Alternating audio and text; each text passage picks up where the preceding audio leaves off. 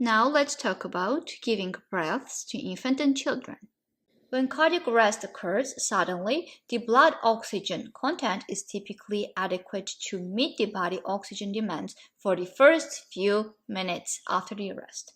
Thus, for witnesses sudden cardiac arrest, chest compressions alone can be an effective way of disturbing oxygen to the heart and brain.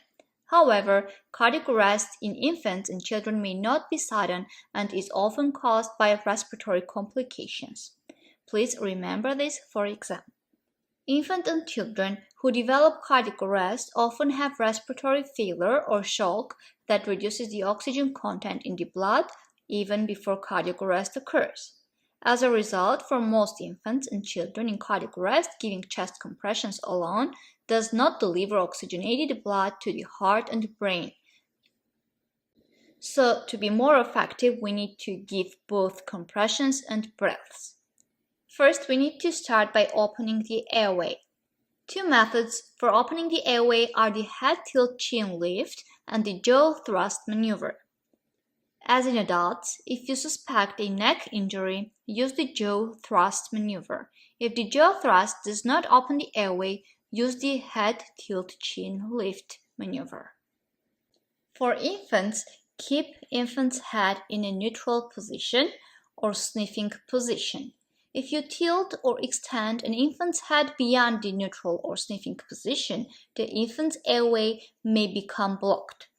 Maximize an open airway by positioning the infant with the neck in a neutral position so that the external ear canal is level with the top of the infant's shoulder. Use a barrier device, for example a pocket mask or face shield, or a bag mask device for delivering breaths to an infant or a child. When providing bag mask ventilation for an infant or child, do the following. Select a bag and mask of appropriate size. The mask must cover the victim's mouth and nose completely without covering the eyes or extending below the lower edge of the chin. Perform a head tilt chin lift to open the victim's airway. Press the mask to the face as you lift the jaw. Make a seal between the children's face and the mask. Connect the supplemental oxygen when available. So we already discussed how to assess the safety, how to check responsiveness, how to check breathing and pulse, and how to use AED device. Now let's talk about alternate ventilation techniques. To an unresponsive victim who has a pulse but is not breathing, we will give rescue breathing. We may provide rescue breathing by using a barrier device or pocket mask or face shield, or a bag mask device. If emergency equipment is not available, we may provide breaths by using the mouth-to-mouth or mouth-to-mouth and nose technique. For adults, give one breath every 6 seconds and give each breath over 1 second. Each breath should result in visible chest rise. Check for a pulse about every 2 minutes. And for infants and children, give one breath every 2 to 3 seconds. Give each breath over 1 second. Each breath should result in visible chest rise. And again, check for a pulse about every 2 minutes. When you're giving rescue breaths but you see poor perfusion signs, or the infant's or child's heart rate is less than 60 minutes with signs of poor perfusion, or when a pulse is no longer felt, start doing chest compressions with breaths. Respiratory arrest occurs when normal breathing stops, preventing essential oxygen supply and carbon dioxide exchange. Lack of oxygen to the brain eventually causes a person to become unresponsive. We have respiratory arrest if we have the following. The victim is unresponsive, the victim is not breathing or is only gasping, victim still has a pulse. Respiratory arrest is an emergency. Without immediate treatment, it can result in brain injury, cardiac arrest, and death. In certain situations, for example, opioid-associated intoxication, the respiratory arrest potentially is reversible.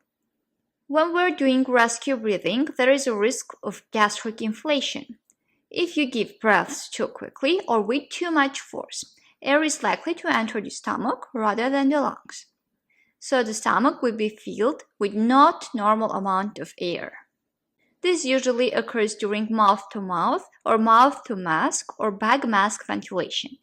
To reduce the risk of gastric inflation, avoid giving breath too quickly or too forcefully or with too much volume. But sometimes even if we do everything correctly, gastric inflation can happen. And remember this for the test: deliver each breath over 1 second and deliver just enough air to make the victim's chest rise.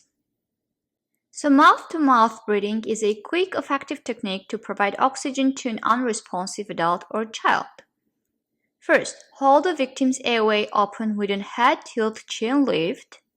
Pinch or press the nose to close with your thumb and index finger using the hand on the forehead. Take a regular, not deep breath and seal your lips around the victim's mouth, creating an airtight seal. Deliver 1 breath over 1 second. Watch for the chest to rise. Then give your second breath.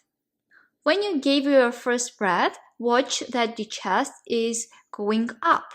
But then you need to wait so the passive exhalation will happen. So the chest will go down and then you will give your second breath. For mouth-to-mouth and nose technique, maintain a head tilt chin lift to keep the airway open. Place your mouth over the infant's mouth and nose and create an airtight seal. Blow into the infant's nose and mouth, pausing to inhale between breaths, just enough to make the chest rise with each breath.